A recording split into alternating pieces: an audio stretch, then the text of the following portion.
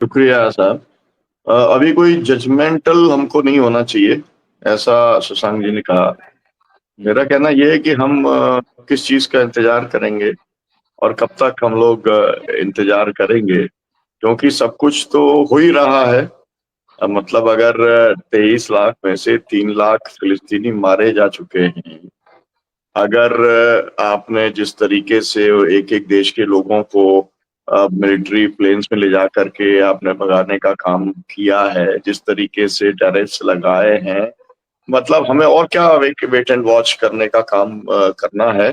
मैं फिरोज मिठी बोरवाला जी जुड़े हैं, मैं उनसे ये जानना मैं चाहूंगा कि आप जो कुछ भी ट्रम्प कर रहे हैं उसका आप पूरी दुनिया में क्या इम्पैक्ट देखते हैं, और क्या आप ये मानते हैं कि अ, अमेरिका के अंदर पूरी तरीके से जो डेमोक्रेटिक प्रोसेसेस और जो सेटअप था वो पूरा कोलैप्स कर गया है। केवल एक पर्सनालिटी, एक व्यक्ति, एक प्रेसिडेंट जो है, उनने जो कही वही सही।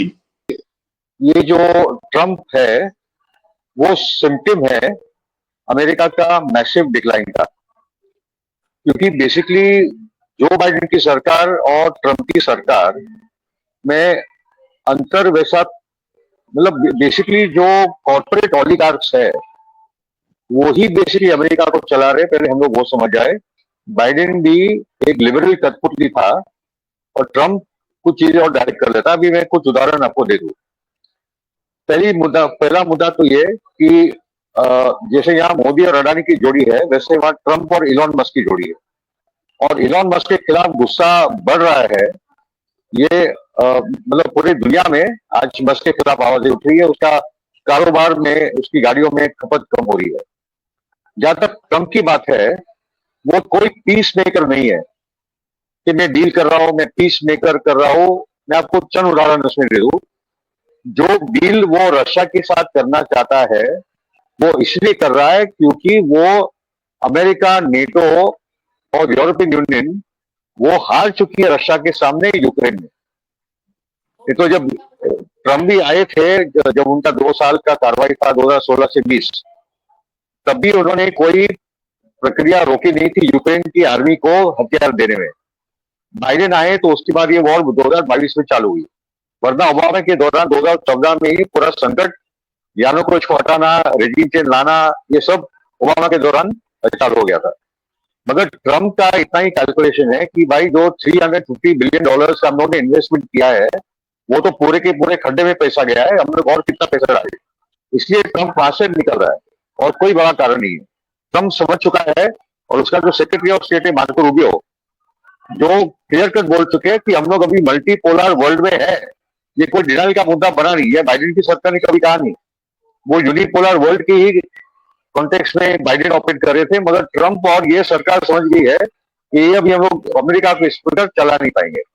नंबर 1। नंबर 2 है कि यहाँ मैं पीस की बात करूंगा, मगर गाजा की बात आएगी तो इसराइल को मैं अभी भी हथियार भेजूंगा। वेस्ट बैंक में वॉर चलेगी। गाजा पे पाबंदी जो अभी वापस नेतन्याहू डाली कि मैं खाना पीना ही नहीं भेजूंगा, क्योंकि जो अग्रीमेंट मैंने 30 साल की थी वो अग्रीमेंट अभी मैं रिवो करना चाहता हूँ। तो ट्रम्प तो उसको सपोर्ट कर रहा है।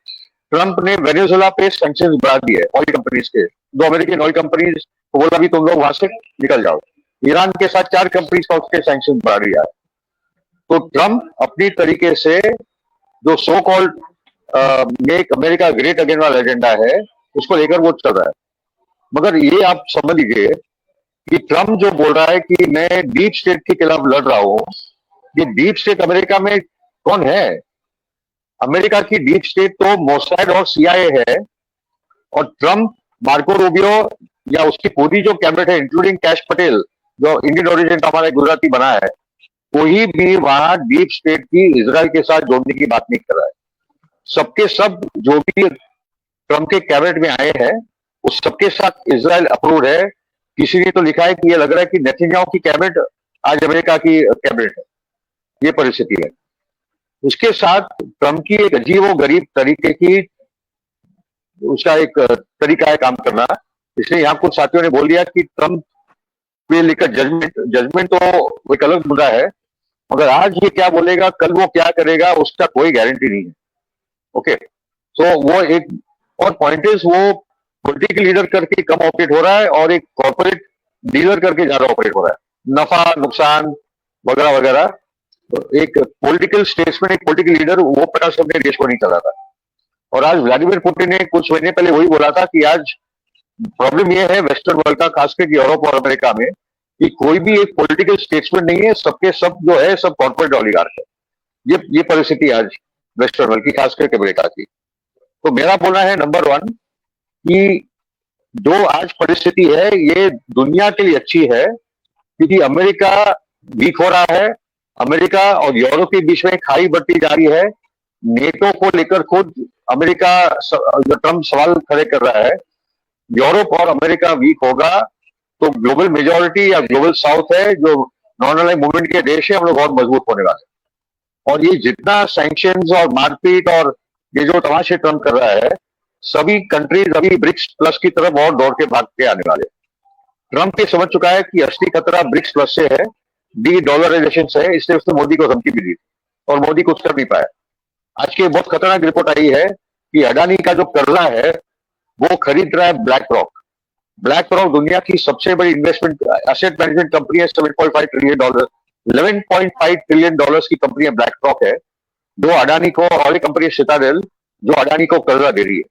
अडानी को कर्जा देगी मतलब जो पोर्ट और एयरपोर्ट और जो अडानी के पास सब है वो सब उसको कागजात पे लेकर देने पड़ेंगे। तो ये है ये अडानी मॉडल का खतरा कि आज जो हमारी राष्ट्रीय संपत्ति थी वो पोर्ट और एयरपोर्ट जो मोदी ने अडानी को दे दिए, अडानी के कर्जा जो वो अंतरराष्ट्रीय जगह से ले रहा है, आज ब्लैक रॉक और सिटाडेल के हाथ में हमारे एयरपोर्ट या पोर्ट के कागजात चले जाएंगे।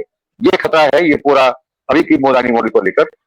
और मोदी ने जो सरेंडर किया है ट्रंप के सामने अडानी का करप्शन, पन्नू असैसिनेशन वाले प्लॉट को लेकर, वो खतरा है। ये पूरा मुद्दा भी भारत के संप्रभुत्व का बन चुका है, जो अडानी मॉडल है जो ट्रंप के सामने सरेंडर हुआ है। मेरा बोलना है कि भारत के अंदर हमें एक स्पष्ट भूमिका लेनी जन आंदोलनों को कि ब्रिक्स प्लस को स्ट्रेंथन करो, मल्टीपोलैरिटी की बात करो, और अमेरिकी साम्राज्यवाद और यूरोप का जो पूरा खेल चला है खास करके यूक्रेन के संदर्भ में, हम रशिया के साथ खड़े होते हैं। रशिया की हमारा पुराना दोस्त है वो अलग बात है, रशिया कोई गलत काम करता तो हम लोग उसके खिलाफ ही बोलते हैं।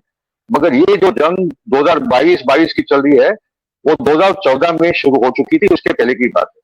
एक्चुअली 91 में जब सोवियत रूस टूटा तब उसको जेम्स बेकर जो बुश के सेक्रेटरी ऑफ स्टेट, उसको गारंटी दी थी गोर्बाचोव को कि नेटो आगे बढ़ेगा नहीं, 1 इंच आगे बढ़ेगा नहीं।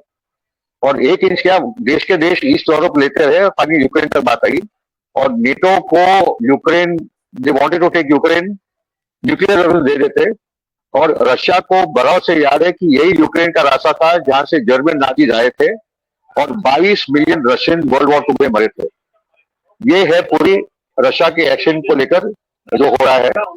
और यूरोप एक अजीबोगरीब पोजीशन ले रहा है कि वी विल सपोर्ट यूक्रेन, हम हथियार पैदा करेंगे, हम जेलेंस्की को सपोर्ट करेंगे वगैरह वगैरह। तो उसमें तो और भी वीक यूरोप होने वाला है क्योंकि रशिया आगे बढ़ते जाएगा, ओडेसा भी जाएगा, खार्कोव भी जाएगा, बहुत सारी जगह जाएगा। उसके साथ में और एक बात बोल दूं कि यूक्रेन में जो जूइश लॉबी का एजेंडा है हम लोग वो समझ ले। जेलेंस्की और पोरोशेंको दोनों जूइश लॉबी के प्यादे थे जो अपॉइंट किए गए।